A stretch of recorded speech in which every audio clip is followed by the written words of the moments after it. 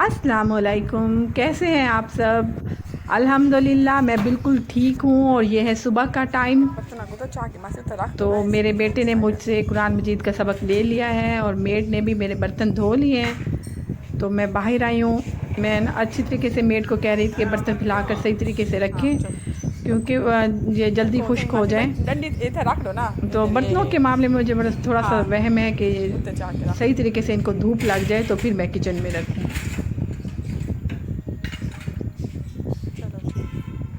एक रख दो उत्ते।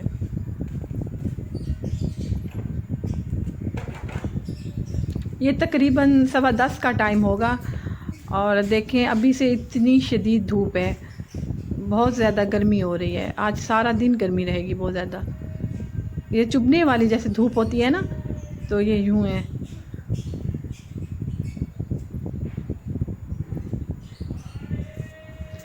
तो आज मैं मेड की चाय के साथ उनका नाश्ता भी बना दूंगी, क्योंकि आज वो घर से नाश्ता नहीं कर रही। तो बस उन्होंने कहा कि मुझे एक रोटी डाल दो, तो मैं उनकी चाय भी बनाऊंगी और साथ उनके ना पराठा भी उनको बना दूंगी।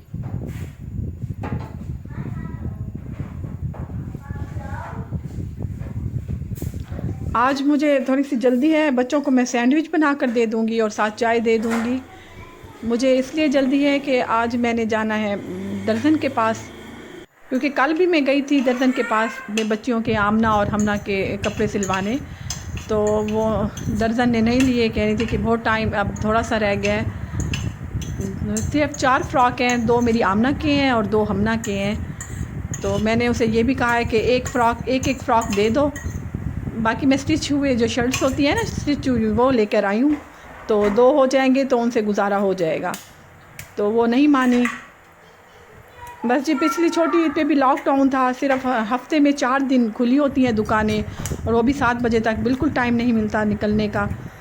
तो फिर मैं परसों उनके ले आई थी ये लॉन के जो पीस होते हैं, साथ लेसें वगैरह भी ले आई थी। तो दरअसल आज मुझे थोड़ी अपसेट हुई हूँ कि कैसे सिलेंगे, लेकिन मेरी देवरानी ने बताई है कि एक और दर्जन। तो वहाँ जाऊँगी तो देखें वो क्या कहती है। अच्छा, यहाँ मैं ना बना रही हूँ बच्चों के सैंडविच। शिमला मिर्च पड़ी थी तो वो भी मैंने इसमें डाल ली है। तो जल्दी जल्दी से बस इनको बना कर दे दूँगी।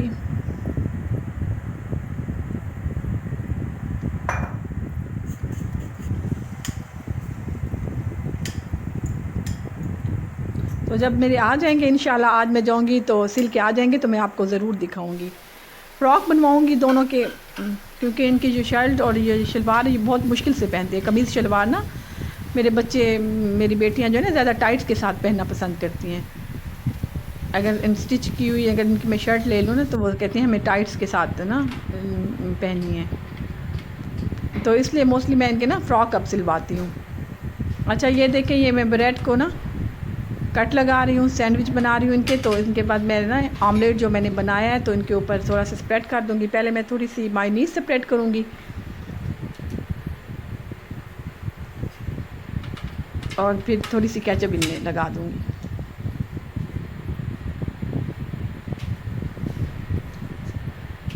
अच्छा, मेरे बच्चे हैं ना रोटी ना को अवॉइड करते हैं बहुत ना, रोटी पसंद नहीं करते। अगर मैं नाश्ते में कभी कभी बना दूँ पराठा और अंडा तो बेटियां तो मेरी खा लेती हैं, लेकिन बेटा फिर इतने शौक़ से नहीं खाता। तो मोस्टली वो सैंडविच ही पसंद करते हैं।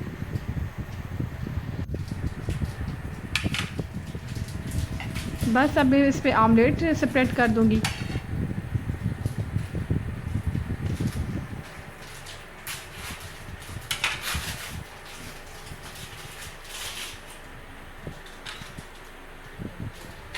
तो मैं अपने हस्बैंड से यही कह रही थी, अभी मेरी डिस्कस हो रही थी, तो मैं ये कह रही थी कि आप मुझे ना जल्दी से लेकर दे देते ना इनके लॉन के पीस, तो ना जल्दी सिल जाते।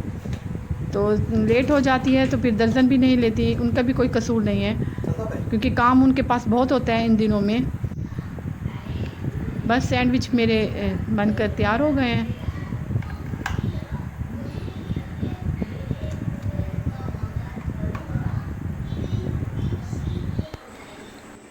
मैंने ना शॉपिंग करने इनकी जाना है, बच्चों के ना जो फ़्रॉक मैं सिलने के लिए दे आई हूँ उसके साथ टाइट्स भी लूँगी और साथ जो है ना इनकी पोनी टेल्स ले लूँगी।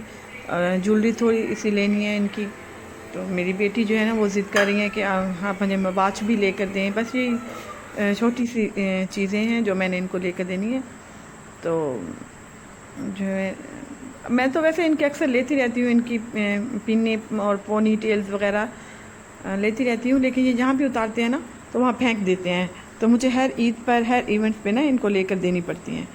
अच्छा, यहाँ मेरे हस्बैंड जो है ना वो आम काट रहे हैं, और स्पेशल मैंने ये शूट इसलिए किया था कि आपको बताऊं कि ये ना मेरे घर के आम हैं। तो मुझे ये नहीं पता कि इन्हें, हम तो अनवर लटोर ही कहते हैं इनको, इन आम को।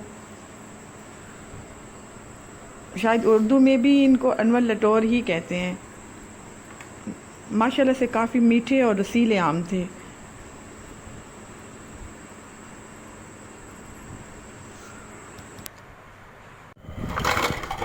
अच्छा जी, मैं आ गई हूँ दर्जन के घर से। शुक्र है उसने कपड़े ले लिए हैं मेरे बच्चों के। तो अभी तो फ़िलहाल वो एक एक फ़्रॉक जो है ना ईद पे इनका सिला हुआ देंगी। तो मैंने भी उनको यही कहा है कि चलें कोई बात नहीं, तो आप 2 दिन बाद ईद के दूसरे या तीसरे दिन ना मुझे दूसरे इनके कपड़े दे दीजिएगा। तो बस ये मैं आई हूँ, तो ये बच्चों की अलमारी में सेट कर रही है। ड्रॉ इनके बहुत गंदे हुए थे। जो ये चीज़ खाते हैं ना रैपर इसी में डाल देते हैं।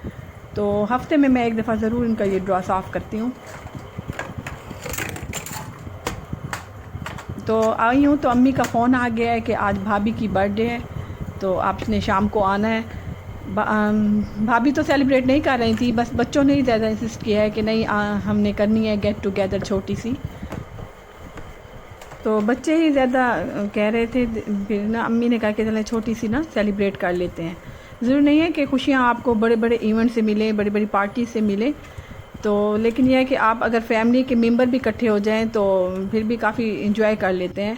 और आजकल जो है छुट्टियों में तो वैसे भी जब से लॉकडाउन हुआ है तो यही छोटी छोटी खुशियाँ होती हैं जिसे हम सेलिब्रेट करके ना तो इंजॉय कर लेते हैं। अच्छा, इन ड्रॉ को ना मैं जिसमें स्प्रे मैं करके तो साफ़ कर लूँगी। और इस बॉटल में ना जिससे मैंने स्प्रे किया है, तो इस बॉटल में डिटॉल था, सर्फ और थोड़ा सा ना सिरका ऐड कर दिया था। इससे प्लास्टिक में शाइन भी आ जाती है, प्लास्टिक बॉडी में, और जो है ना जेम्स भी जो है ना ख़त्म हो जाते हैं। तो मैं इसी से साफ़ करती हूँ बच्चों की ये ड्रॉ। अच्छा, अगर आप इसे किचन में यूज़ करें तो किचन में जो कीड़े मकोड़े हैं ना वो भी बिल्कुल नहीं आते।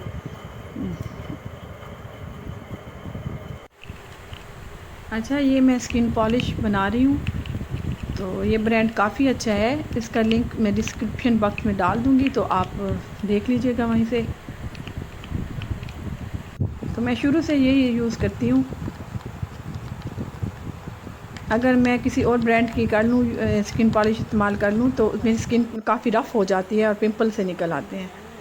तो यही मेरी स्किन को सूट करती है।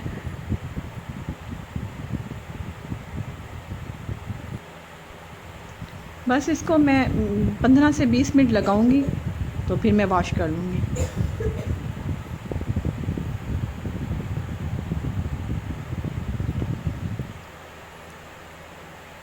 अच्छा, इससे ना चेहरे पे काफ़ी शाइन भी आ जाती है, हाथ और पाँव पर भी काफ़ी ना इसका असर होता है। तो ना गर्मियों में हमारी जो स्किन है ना वो काफ़ी झुलस जाती है। ब्लीच से इस तरह होता है कि हमारी जो स्किन है ना जली जली सी लगती है, लेकिन स्किन पॉलिश से इस तरह नहीं होता, बल्कि फ़्रेश लगने लग जाती है। बस मैं वॉश कर लूँगी अब।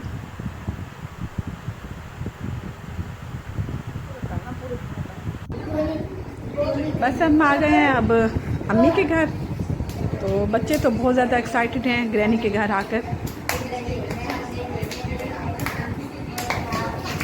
ज़्यादातर बच्चों की खुशी होती है, चाहे बड़ों की ही बर्थडे क्यों ना हो, तो बच्चे ही ज़्यादा सेलिब्रेट करते हैं।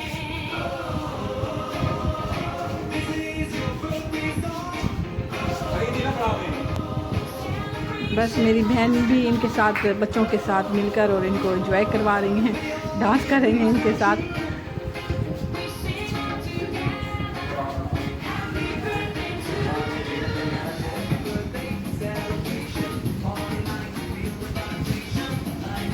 काफ़ी एंजॉय किया हमने, बहुत मज़ा किया, क्योंकि अपनी फैमिली के ही मेंबर से ज़्यादा। तो छोटी सी गेट टुगेदर में ना बच्चों ने भी बहुत ज़्यादा एंजॉय किया। बस जी केक भी आ गए हैं, रेडी हैं, और साथ कोल्ड ड्रिंक्स भी हैं। और बच्चों ने कहा था कि हमने खाना बिल्कुल नहीं खाना, ग्रैनी से कहा था कि आप पिज़्ज़ा ऑर्डर कर लें, तो क्योंकि मेरे बच्चे भी पिज़्ज़ा लवर हैं और तकरीबन सब बच्चे ही पिज़्ज़ा लवर होते हैं। तो फिर ग्रैनी ने कहा है कि चलिए आज आपको ना पिज़्ज़ा खिला देते हैं इस सेरेमनी में।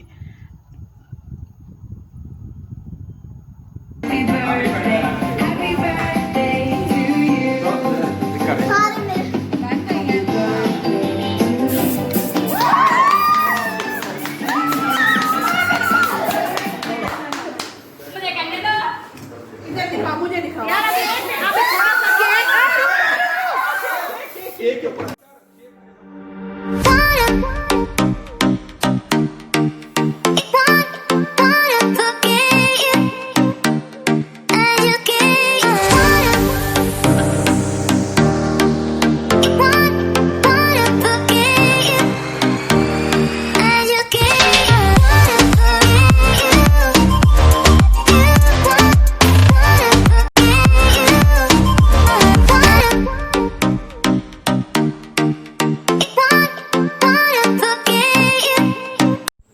बस जी मैं भी केक को एंजॉय कर रही हूँ।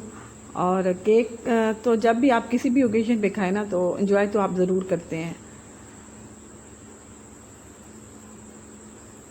पिज़्ज़ा भी बहुत टेस्टी था। बस जी सब ने बहुत एंजॉय किया, बहुत हल्ला गुल्ला किया। मेरा तो घर आने पे बिल्कुल दिल नहीं था, बल्कि बच्चों का भी दिल नहीं था। तो वो कह रहे थे कि मम्मा आप ज़रा थोड़ी देर ठहर जाएं, तो हम चलते हैं बाद में। सब ने बहुत दुआएं दी भाभी को, अल्लाह उनको खुश रखे, आमीन।